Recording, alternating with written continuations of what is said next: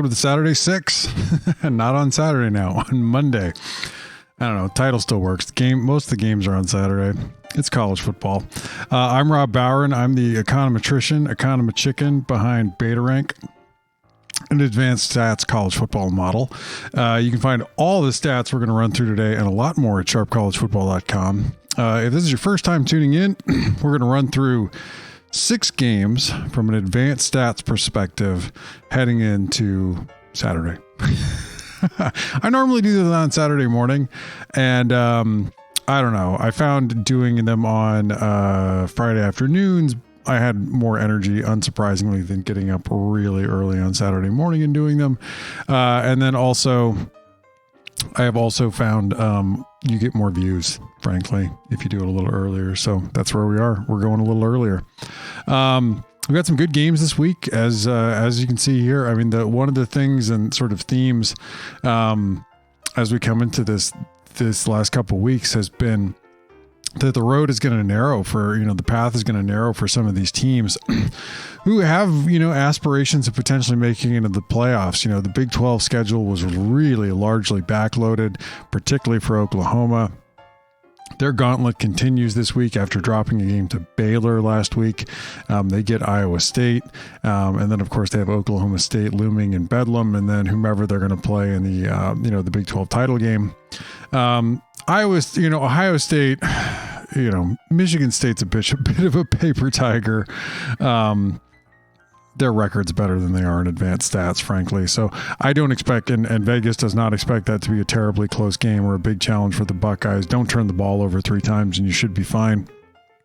For Oregon, though, this is a tough matchup. They're on the road at Utah, a team that has been surging since Cam Rising took over at quarterback.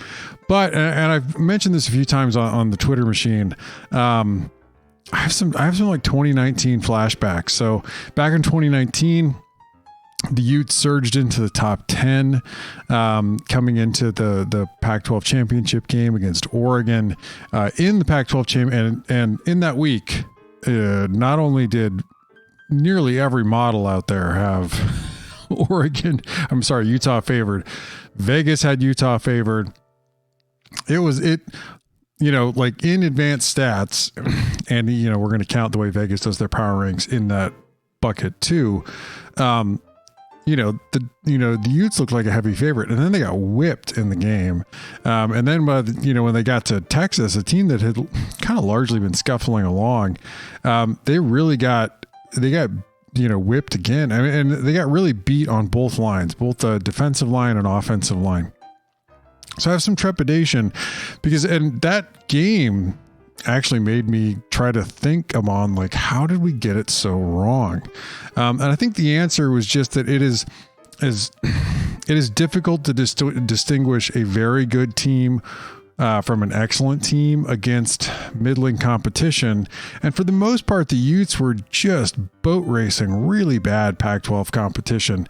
And then they managed to, in their one game that was potentially challenging, go on the road and beat Washington. So it's difficult to do that. I mean, there's only so much information gain you're going to get from 2 teams that are going to blow out a bad team or a mediocre team, right? Like, you're not going to necessarily learn a lot in those games unless one team sort of really scuffles along, right? I mean, it is, is consistently underperforming. And you could argue Oregon in some ways in 2019 did a little bit of that.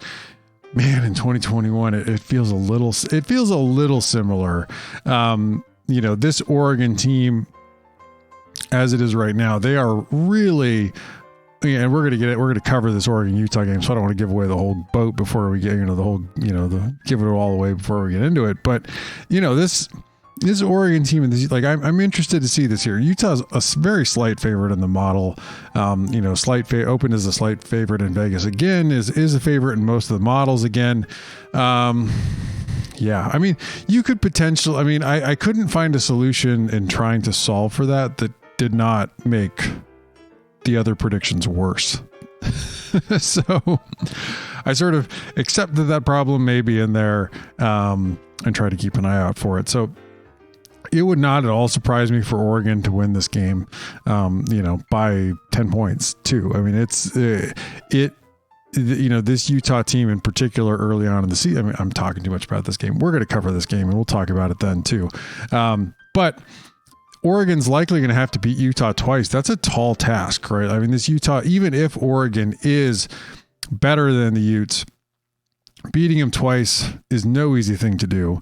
And I think this is, this is it is a tough road for Oregon to get through. And they have been, like we talked about it, like mentioned briefly, they really have been scuffling along. They're putting it a little more together on offense, but they are, they have not put it together really on the defensive side of the football.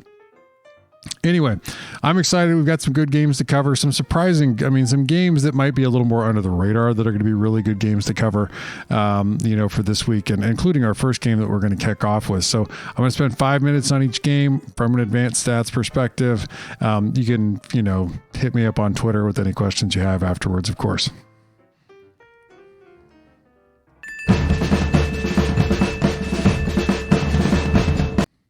So this is definitely a game that the records do not look as good as the advanced stats do, right?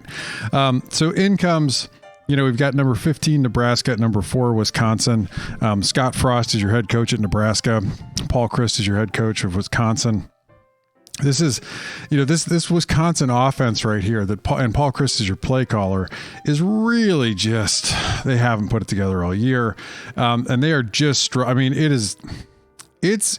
it's amazing to me, frankly. I mean, considering really how much success some teams have had in switching QBs and going to a new QB, that Chris is really stuck with Mertz, given where this offense has really ended up. They're at number 45 overall, as you can see here.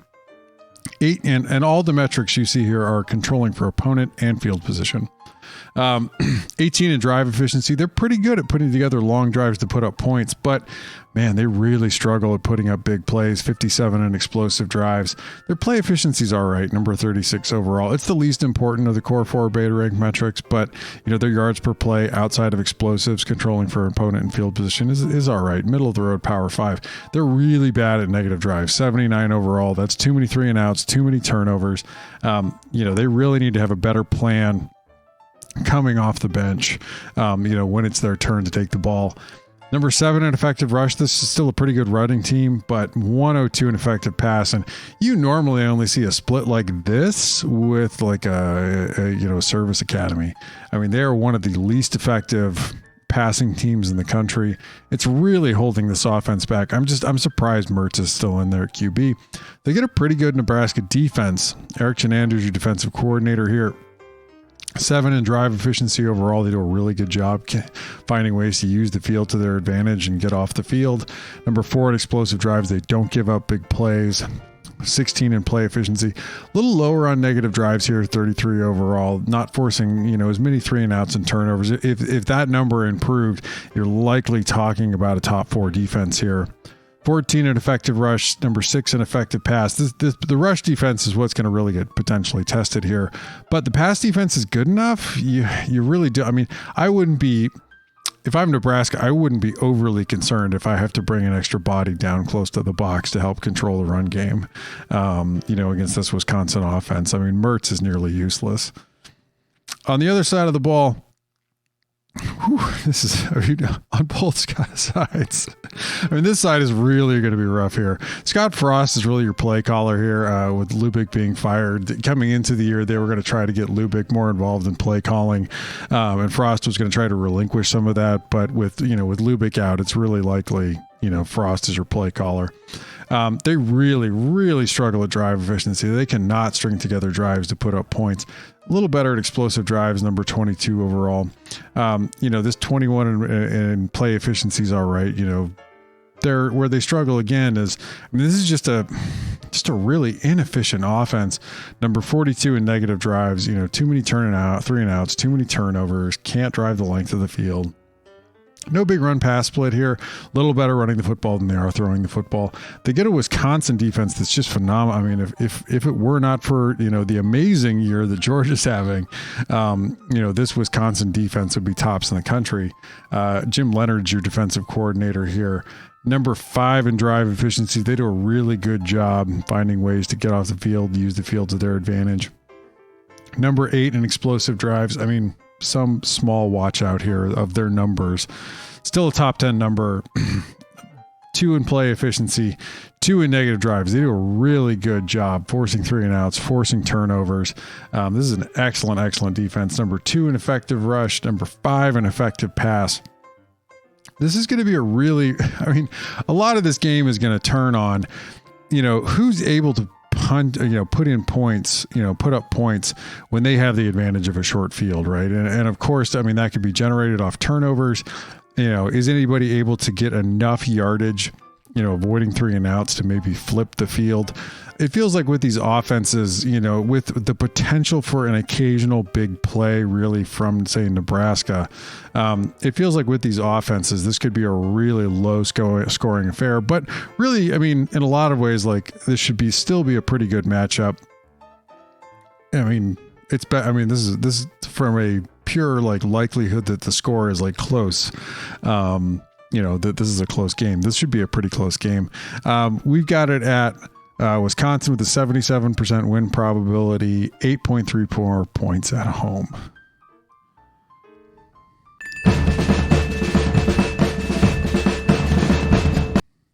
Of course, we talked about this a little bit. We've got Kyle Whittingham and the Utes versus Mario Cristobal and the Ducks. This is at Salt Lake City. This Utah offense is just rolling. And they are they're fair. So the two sort of what you might think of as more efficiency type metrics or drive efficiency and negative drives. And this is a fairly, they're not a horribly inefficient offense. They don't have a ton of 3 and outs or something like that. But they definitely like to hit some home runs. So they're number 5 overall. They've really been rolling. 50 in drive efficiency. They can, kind of struggle to and find themselves, ending up getting off the field, struggling a little bit to put together long drives. They're number 3 in explosive drives. This is a really, really explosive offense under Andy Ludwig. Number 6 in play efficiency. Number 2 in negative drive. Not a lot of 3 and outs. Not a lot of turnovers. They really do come off the bench with a really good game plan. They're number 4 in effective rush and number 35 in effective pass. Now, the thing to keep an eye on with this Utah offense is that this offensive line really, really struggled against good competition when they played them earlier in the season. They haven't really they've definitely done some shuffling around. It certainly helped having Cam Rising at a quarterback. That's opened up a lot for this offense, but there's no two ways about it. This offensive line, and this isn't the first time, this isn't a new problem for Utah. The offensive line coaching really has been lacking the last couple seasons, and this was a major problem for them when they played Oregon in 2019. Oregon's got a really good defensive front. That said, this Oregon defense is not particularly good. Number 43 overall in beta rank. They're number 96 in drive efficiency. You can absolutely drive against the Ducks. Arizona did it. UCLA did it. You can put together drives and put up points. Heck, even Washington State did it. Number 18 in explosive drives. I will give this defense credit at some things. They are very good at tackling. They do a good job of limiting big plays. Play efficiency. It is hard to you're not going to have a great yards per play average here. The thing with this Oregon team is you can average enough to get first downs and keep the chains moving. Number 22 in negative drives. They do a decent job with 3 and outs and turnovers. 38 in effective rush, 52 in effective pass. That tells you where some of the problems really are. Even a team like Arizona, if Arizona hadn't had the 5 interceptions, even a team like Arizona was able to really effectively throw the ball on the Ducks pretty well. So this is going to be a really interesting matchup. Cam Rising is fairly mobile. He's going to have to buy himself some time if he can. The secondary is not great, and they should be able to move the football through the air if Rising can buy himself enough time. Other side, this Oregon offense is really starting to come into its own. Number 11 overall in beta rank. Joe Moorhead's your OC here. They're number 30 in drive efficiency. They're decent. That's sort of middle of the road power 5 and being able to put together drives to put up points. Number 5 in explosive drives. This is a really big play offense. Number 19 in play efficiency, 23 in negative drives. I mean, they definitely could improve on that, 3 and outs and turnovers. They have a huge run pass split here. They're an excellent team running the football. Anthony Brown contributes to that with his legs. Problem is he's decent at making the right decision. He does not have great accuracy, and it's a problem. They're at number 53 overall on effective pass. They get a Utah defense. This isn't a vintage Utah defense. I mean, this is in some ways, like, this is a very different Utah team than you might expect from Kyle Whittingham, from what we've seen from Utah in the past, which has been, the defense and special teams recipe.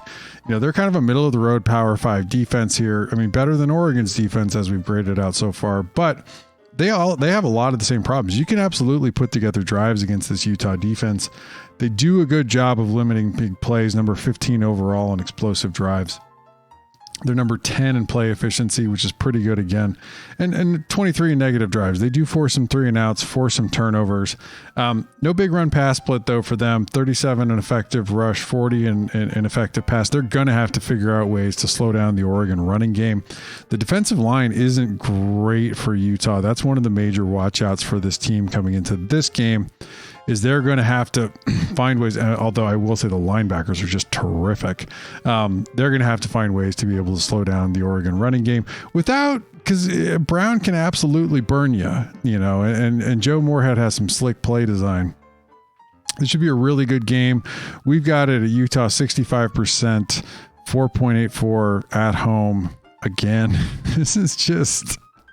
I have a little bit of flashbacks of 2019. I mean, I'm really interested to see, because this Utes team has absolutely been steamrolling some pretty bad Pac-12 competition, with the exception of, kind of middle of the road ASU, but ASU is not great.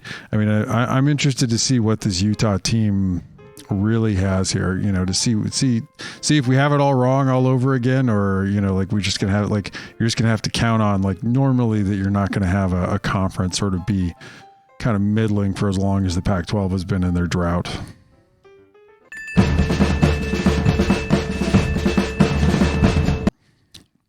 It's going to be really good on one side of the ball.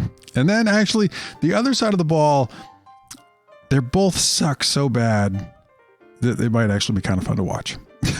So this is Wake comes in number 11 overall on the road, number 32 Clemson, Dave Clawson and Dabo Sweeney, of course. This Wake offense under Warren Rosario is just phenomenal. Number 4 overall in beta rank. Number 3 in drive efficiency. They're excellent putting together long drives to put up points. 10 in explosive drives. 14 in play efficiency. Where they struggle a little bit, 3 and outs, turnovers, certainly something to clean up, to keep an eye out for in this game too, because you definitely want, I mean, if you feel like if you give this Clemson offense enough field, they will definitely like find ways to get off of it on their own. They're number 39 in effective rush, number 6 in effective pass. This is very much a pass first offense with Sam Hartman.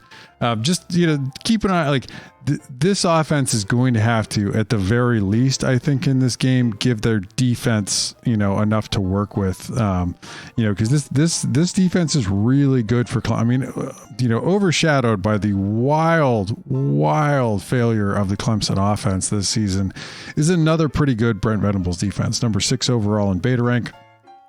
10 in drive efficiency. They're good at getting off the field, not giving up points. They do a very good job of containing big plays. Number 7 in explosive drives. Number 10 in negative drives is a good one here. They do find a way to force 3 and outs, force turnovers. That could be a really key factor here, because this in a lot of ways should be a pretty close game. Number 7 in effective rush, number 8 in effective pass. They don't have a real big run pass split on either side. With of course Wake, you're going to have to find a way to slow down the passing game. What'll be interesting to see here is if Hartman has time. Venables loves to send pressure, and getting to see whether Hartman's able to sort of survive back there and has enough time to get the ball off. If he does, Wake should be able to move the football. I mean, I do like Wake's chances. They're not going to put up a ton of points in this game, but I do like I would not expect Clemson to just be able to shut down Wake without Wake really having an unfortunate game where they turn the ball over a bunch. Other side of the football, this Clemson offense at 45, that is a pretty bad Power 5 offense. They're at number 61 overall, and this is Tony Elliott, your offensive coordinator here. Did I get that right? Hold on one second. I apologize. I need to validate that I didn't do a dumb...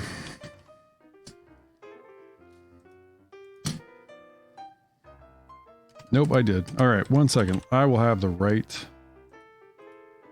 one loaded up real quick.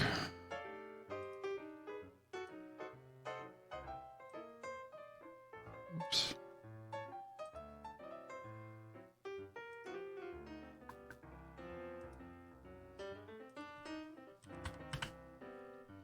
I saw that. I thought, wait a minute. Clemson's offense isn't even that good. And they're not. All right, so...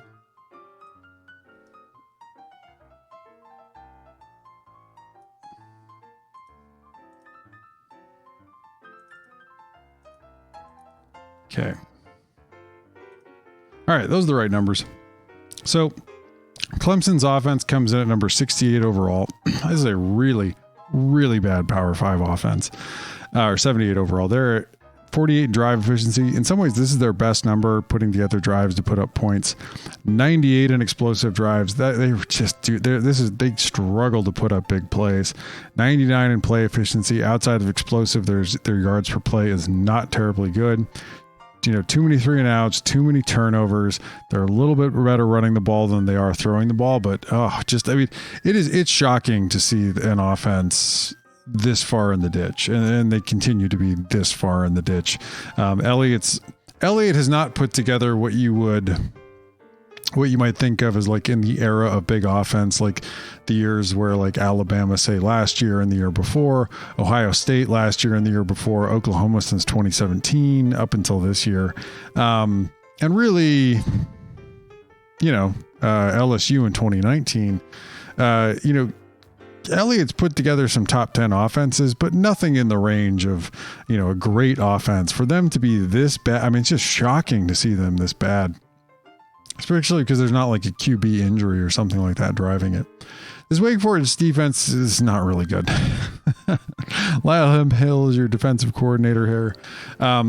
They do a good job with drive efficiency because of their excellent offense and special teams, they're able to get enough field to find ways to get off the field. Number 16 overall there. But 102 in explosive drives, you can absolutely hit big plays against this team. 85 in play efficiency, 60 in negative drives. I mean, not enough 3-and-outs, not enough turnovers, not a huge run-pass split here. They're a little weak against the run comparatively.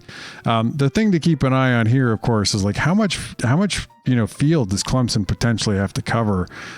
Because if they have enough field that they have to cover, Wake should find a way to get off the field here or there.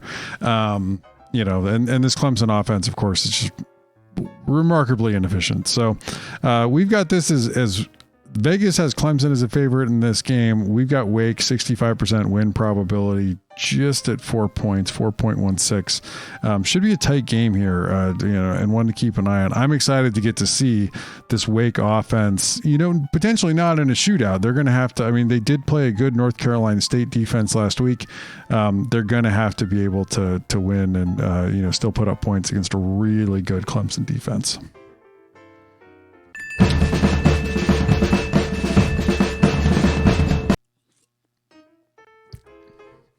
Yeah. So 12 Iowa State at 25 Oklahoma. This Iowa State team's fairly balanced-ish. They're pretty good on both sides of the ball. Not great on either. They're number 19 overall on offense. Matt Campbell's your head coach for the Cyclones. Lincoln Riley, of course, is your head coach for the Sooners. And Tom Manning is your offensive coordinator here. Alex Grinch is your DC for Oklahoma. They're at number 19 overall on offense. This is a pretty good, pretty good offense, pretty good Power 5 offense. They struggle a little bit of drive efficiency. They're on the wrong side of the middle of the road there. But the explosive drives, number 12 overall, this is a pretty explosive offense. Their play efficiency outside of explosives is pretty good. Their yards per play there is very good. 38 negative drives. I mean, where they struggle are the type of efficiency type metrics. Too many 3-and-outs, too many turnovers. That's what really killed them, of course, in the Iowa game earlier on. I mean, this Iowa State team is pretty good. They have had some just doozies, of some games. A little bit like Nebraska in that sense. Certainly a more balanced team than Nebraska, though. They're at 17 in effective pass, 47 in effective rush. You're absolutely relying on Purdy to, be able to put up some points with his arm. They get an Oklahoma defense that's just frankly really bad. Number 80 overall in beta rank. They struggle with drive efficiency, they give up points. You can absolutely drive against this Oklahoma defense. They're not great against explosive drives. You can absolutely get some big plays available against them. 76 in play efficiency, 69. I mean, that's nice. That's not good on negative drives. Not forcing enough 3-and-outs, not forcing enough turnovers. And they're number 55 in effective rush and 89 in effective pass. And this is a flip, right? Like last week, coming in when we were talking about Oklahoma's game, it's your real concern. I mean, Baylor is much more of a rushing team instead of a passing team. And in fact, Baylor, given the way that, and particularly what was available for Bohannon, if they had been able to hit some passes, I mean, they would have blown Oklahoma out because there was definitely some available air yards against that Oklahoma secondary. Iowa State's absolutely going to look to be able to punish them through the air. Something to keep an eye on in this game here is the real weakness of what Oklahoma wants to do versus or is able to do on defense versus what Iowa State has traditionally done this season, looking for air yards with Purdy. Other side of the football, this is a little bit more of a balanced matchup. This Oklahoma offense comes in over at 7 overall.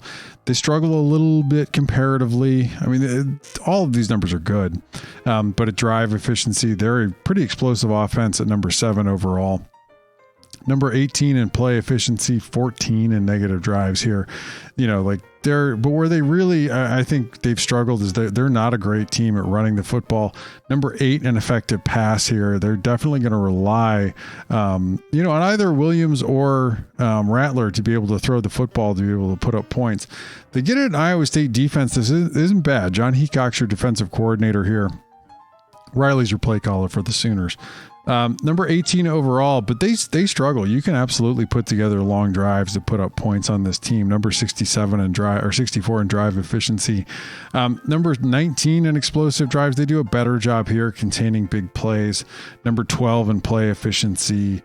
13 in negative drives. I mean, they do force 3-and-outs. They do force turnovers. So, I mean, they just lack some efficiency here. They have to find ways to be able to use the field to their advantage. But huge run pass split, and it's not necessarily the direction you want against an Oklahoma team. Number 11 in effective rush, number 53 in effective pass. I say this though, but Baylor's pass defense stinks. I mean, they are not good. They got torched by TCU the week before Oklahoma played them, and TCU does not have a great passing attack. Man, Oklahoma really struggled against Baylor's pass defense. I mean, Baylor played well. There's no two ways about it. I mean, Baylor played a lot better than we had seen up to, any point in this season. It's just interesting. I'm sure, of course, Iowa State's got that tape. Iowa State's grading out a lot better than we even had Baylor coming into last week. I'm interested to see where this defense is and how they're able to hang with Oklahoma here. Oklahoma should be able to move the ball and put up points. Are they able to keep up enough with a really bad defense is a bit more of a question. Got this Iowa State 55% win probability, 1.1 points on the road. So this should be a really tight game.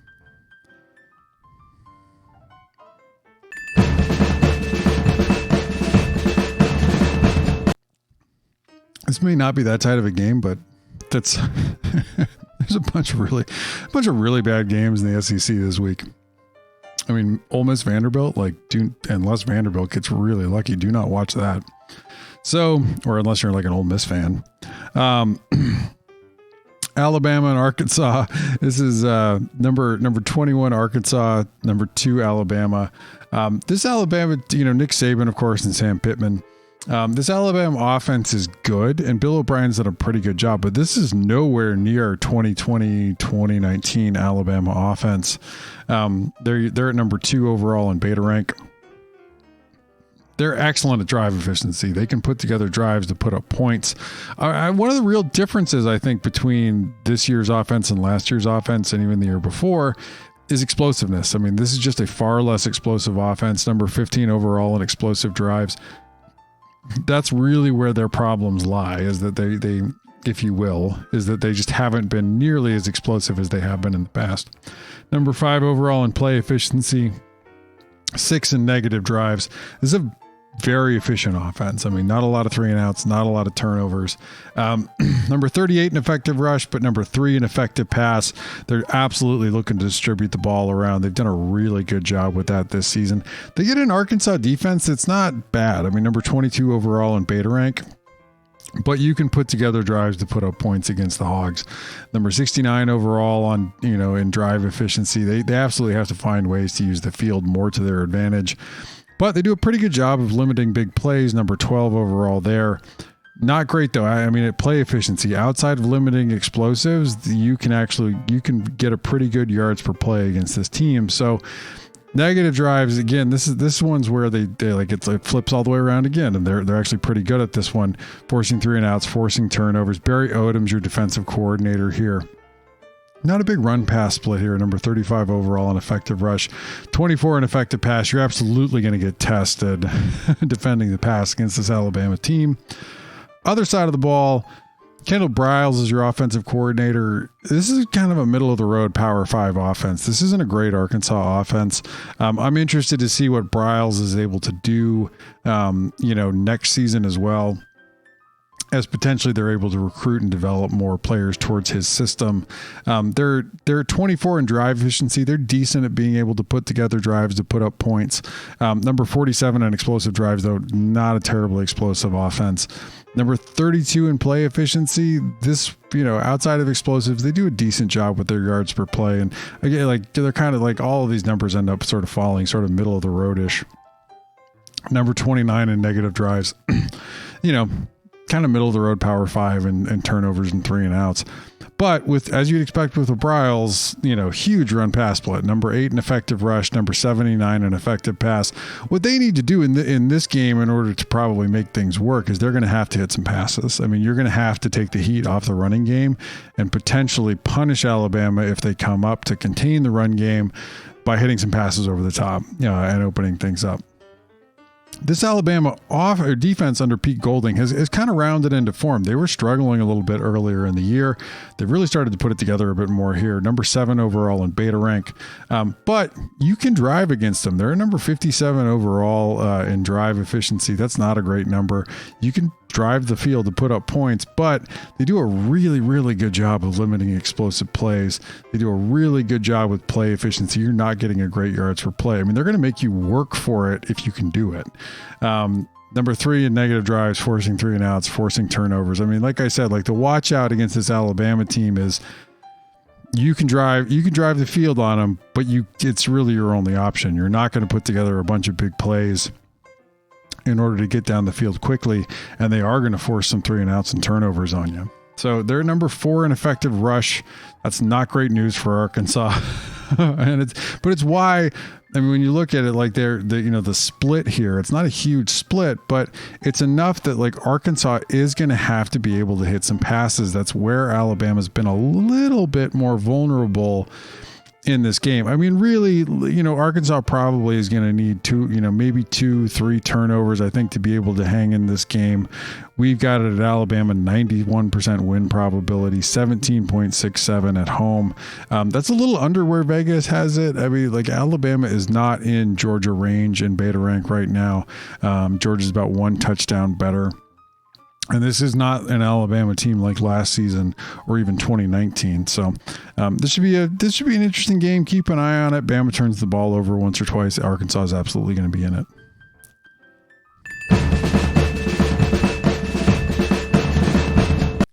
This is a fun one. So Cincinnati's a fairly balanced-ish team, and they get a fairly imbalanced team in SMU. So it's SMU at number 44 overall. Sonny Dykes is your head coach. Cincinnati comes in at number 13. Luke Fickell's your head coach. Cincinnati's been coming back to earth a little bit, I guess you could say, a little bit as the season has gone on. They've certainly found themselves, coming a little bit, slowly taking steps back out of the top 10. Number 17 overall on the offensive side of the football. That's a big step forward for them from where they've been in years past. Mike Denbrock's your offensive coordinator here. They're number 8 in drive efficiency. They're very good at putting together drives to put up points, but only at 24 in explosive drives. They definitely rely more on efficiency than explosives. 10 in play efficiency here, where they really, really struggle. Negative drives, too many 3-and-outs, too many turnovers, just dumb plays coming off the bench in particular. They need to have a better plan and execute it. Number 30 in effective rush, 23 in effective pass. Desmond Ritter's done a decent job this season. But they certainly have some offensive limitations. They get an SMU defense, Jim Leavitt. That Jim Leavitt is your defensive coordinator for the Ponies. 72 overall in beta rank. I want to say like this, we talk about with the other games like bad Power 5 defense. This is a decent group of 5 defense. It's 72 overall. They're not great, but they're decent. But that's a pretty big gap between 17 and 72.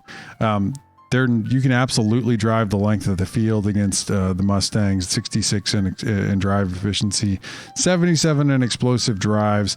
They're a little bit better at play efficiency, limiting yards per play, controlling, for explosives and controlling for opponent field position. But negative drives, 71 overall, where they really are a lot better. And like Cincinnati can have some mystifying play calls, and they will call some runs, even if they're getting stoned running the ball. This defense is a lot better defending the run than they are against the pass. 26 in effective rush, 111 in effective pass. That's something to watch out for. Is Cincinnati smart enough to realize that you got to throw? Your game plan should have a lot of throws against this SMU defense. I say that because I watched Cincinnati against a very bad UCLA pass defense a couple years ago just insist on running the football right at to like the heart of the UCLA defense, which was its nose tackle Odigizua. Just massively stupid football. The other side of the ball here, this SMU offense is pretty good. 27 overall. This is a good group of 5 offense. Garrett Riley, brother of Lincoln Riley, is your offensive coordinator here.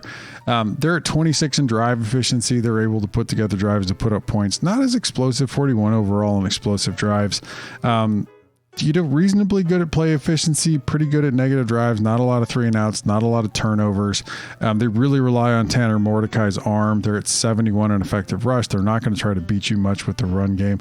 Number 9 in effective pass. They really are. They're in a lot of ways you could argue they're leaning more into Dykes and maybe Riley's air routes, but I like the Riley hire in particular because he got him off App State staff, and they have that great run design for the Mountaineers.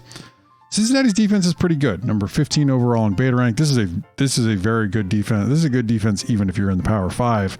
Where they're at their best, if you will, is it containing big plays, 26 in explosive drive. And then negative drives. They find ways to cause 3-and-outs, cause turnovers, but you can drive on them. You can absolutely put together long drives against this team. 43 in drive efficiency. We certainly saw that in the second half last week when South Florida was really able to get it going and move the football. They're 48 in play efficiency, controlling for explosives, opponent field position. You can get a decent yards per play against the Cincinnati team. They do have a decent run pass split, and it kind of goes against, SMU here. So they're at 36 in effective rush, 14 in effective pass. I mean, Dykes and Riley are smart. I'm interested to see if they're able to hit more designed run here, or maybe Mordecai can pick anything up with his legs.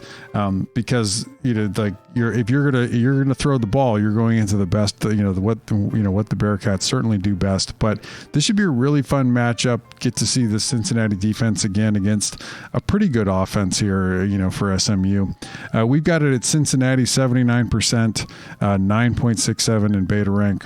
Should be a really good game, and really like that's a lot closer than Vegas has it. So I'm interested. I mean, I'm personally interested to see whether the 10-point difference from where this opened holds up.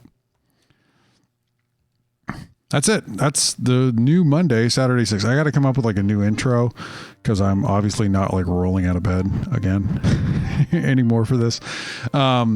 Anywho, this should be like, as we head into, next week when we have a lot of the rivalry games, we'll certainly have the showdown, unless Michigan stubs their toe or Ohio State stubs their toe this week, we'll have the showdown, between Michigan and Ohio State, which should be a pretty close game. And I'm excited. I mean, I'm excited and interested to see that, because that in a lot of ways will serve as a little bit of an elimination game, potentially for the college football playoff.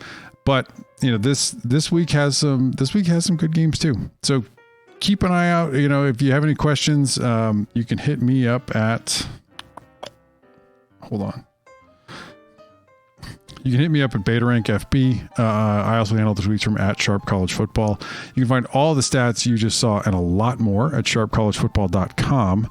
We have a Pac-12 podcast. I'm going to record that tonight, actually, at 12 Pack Radio. And you can find all the back episodes for that at SharpCollegeFootball.com/12 Pack Radio.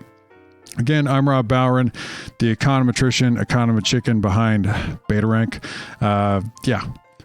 Tune in, hit me up with some questions. And enjoy college football this week. We're almost through the regular season, which is a huge bummer. It was just I felt like we've sort of rushed through it in a way. I know we haven't, but it feels like it a little bit now that we're closing in on the end. So thanks for tuning in, and we'll see you again next week.